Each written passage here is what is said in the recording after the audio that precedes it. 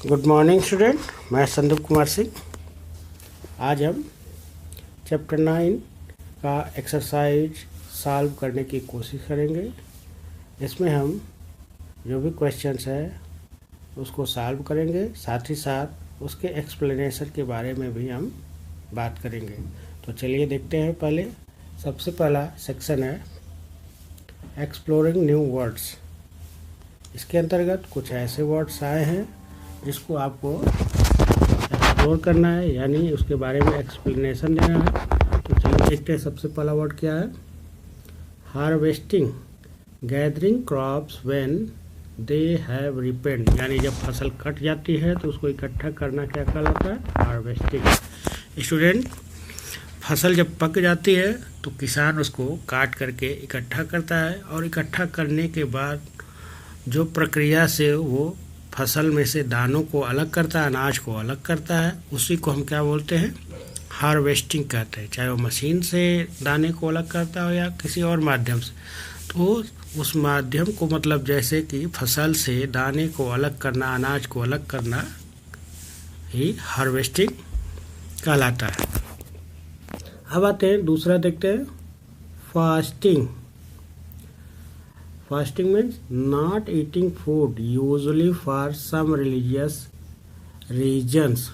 Fasting मतलब यानी जो लोग भोजन नहीं करते कुछ दिन के लिए, कुछ समय के लिए, जैसे कि ये सब जो है धार्मिक कार्यों में ज़्यादातर यूज किया जाता है। जैसे फास्ट का मतलब होता है व्रत रखना।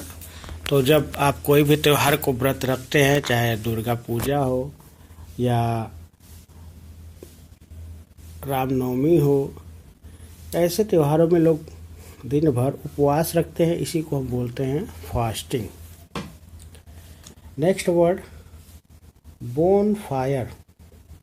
बोन फायर क्या होता है? A large fire lit in open, यानी एक बहुत बड़ा एरिया में जब आग जला दी जाती है गोल में, तो उसको हम क्या बोलते हैं? Bone fire. फिर आते हैं नेशन। नेशन का मतलब समझते ही होंगे। नेशन मतलब कंट्री, एक देश को हम नेशन भी बोलते हैं। और नेक्स्ट वर्ड है homage, a show off respect. Homage का अर्थ ये है कि कब हम किसी को जब रिस्पेक्ट यानी सम्मान करते हैं, चाहे वो इस समय प्रेजेंट है, प्रेजेंट नहीं बल्कि वो इस समय वो डेड हो चुका है, मर चुका है, और उसके कार्यों को याद करके हम उसको श्रद्धांजलि देते हैं, तो उसी को हम होमेज कहते हैं। होमेज मीन्स श्रद्धांजलि। नेक्स्ट वर्ड है parade, a public procession. Parade क्या होता है? तमाम तरह के कुछ प्रदर्शन होते हैं पब्लिक में, और उस प्रदर्शन को एक साथ लोग देखते हैं, तो उसी को लोग बोलते हैं परेड। अब आते हैं वर्कआउट। वर्कआउट के अंतर्गत नेम द फॉलोइंग। आपको इसमें नेम बताना है। तो चलिए देखते हैं इसमें। This festival is called the festivals of light. कौन से फेस्टिवल को हम फेस्टिवल ऑफ लाइट्स बोलते हैं, यानी प्रकाश का पर्व किसको कहते हैं? तो ऐसा एक ही त्यौहार है जिसको बोलते हैं दिवाली। ओके, तो लाइट्स ऑफ फेस्टिवल किसको बोलते हैं? दिवाली को बोलते हैं। दूसरा क्वेश्चन है the harvest festival of Tamil Nadu. Tamil Nadu का हार्वेस्ट फेस्टिवल क्या है? तो राइट आंसर होगा पोंगल। क्या आंसर होगा? पोंगल। ओके, अब आते हैं तीसरा क्वेश्चन पर। The month of fasting that and with Eid, यानी मुस्लिमों का ईद का त्यौहार होता है, तो उसके पहले एक महीने वो व्रत रखते हैं, उपवास रखते हैं, फास्टिंग करते हैं, और जब वो समाप्त होता है तो ईद होती है। तो वो कौन सा महीना है, उस मंथ का नाम लिखना है। तो वो मंथ है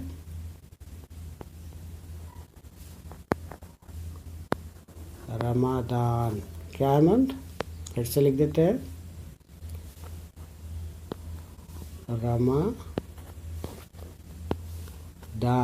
ओके, रमादान जो है महीने में मुस्लिम लोग व्रत रखते हैं, जिसको लोग रोज़ा बोलते हैं।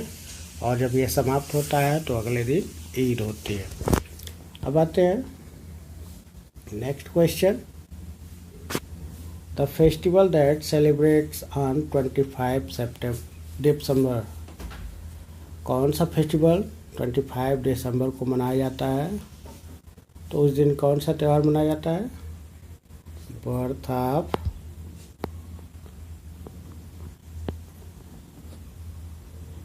जीसस क्राइस्ट का बर्थडे मनाया जाता है। लेकिन ये किस रूप में मनाया जाता है? तो आंसर होगा क्रिसमस। क्या होगा? क्रिसमस।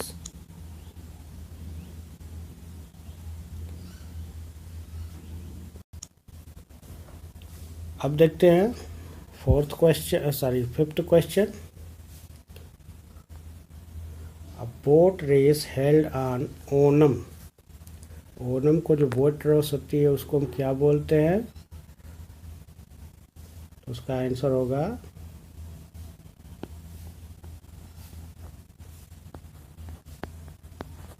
वल्लामकली। क्या बोलते हैं? वल्लामकली। ओके, अब आते हैं फिल इन द ब्लैंक्स पर। आपको सही ऑप्शन फिल करना है। इसमें Durga Puja celebrates the victory over. Durga Puja क्यों सेलिब्रेट किया जाता है? तो आप लिखेंगे विक्ट्री गुड, पहले में लिखेंगे गुड और दूसरे में लिखेंगे एविल, यानी बुराई पर अच्छाई की जीत को हम दुर्गा पूजा के रूप में मनाते हैं। फिर आते हैं the is an important festival of Buddha लोगों का इम्पॉर्टेंट फेस्टिवल कौन सा है? तो इसका राइट आंसर होगा बुद्ध पूर्णिमा। ओके, इसका आंसर होगा बुद्ध पूर्णिमा। फिर आते हैं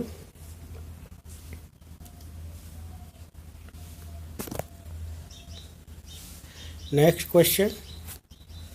mark the new year of Parsis. Parsi लोग न्यू ईयर मनाते हैं, तो उसको हम क्या बोलते हैं?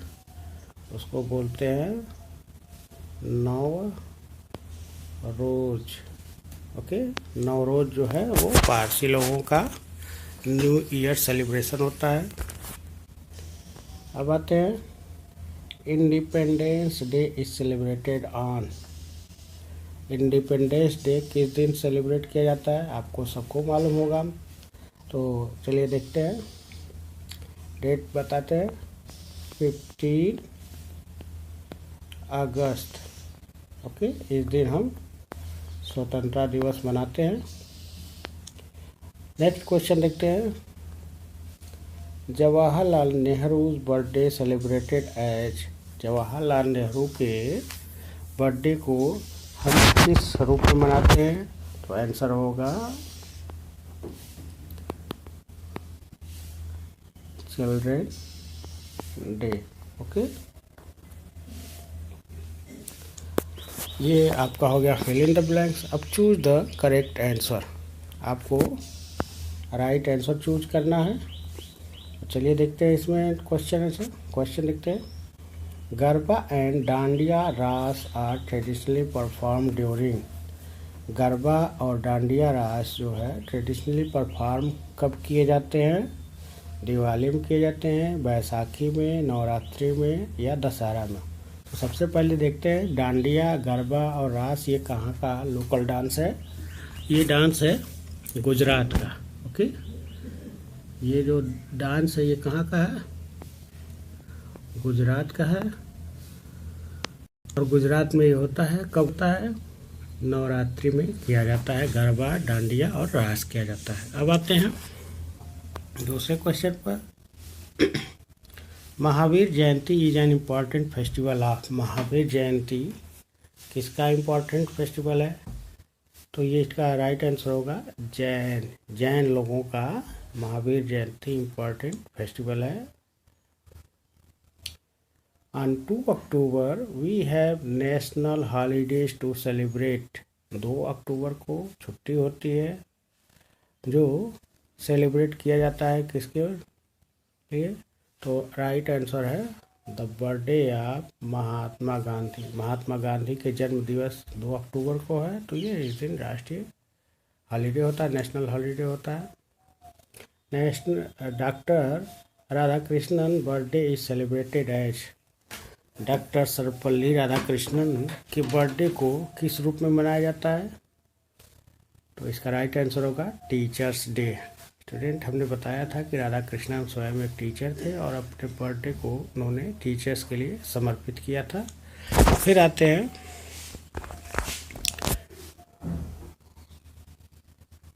The birthday of person in observe national unity day. यानी नेशनल यूनिटी डे, राष्ट्रीय एकता दिवस किसके बर्थडे को ऑब्जर्व किया जाता है, यानी उनके बर्थडे को हम राष्ट्रीय एकता दिवस के रूप में मनाते हैं? तो इसका राइट आंसर होगा सरदार वल्लभ भाई पटेल। सरदार वल्लभ भाई पटेल ने देश के अनेक राज्यों को मिला करके एक अखंड भारत का निर्माण किया और उन्होंने पूरे भारत को एक सूत्र में पिरोया, जिसको लोग नेशनल यूनिटी डे के रूप में मनाते हैं।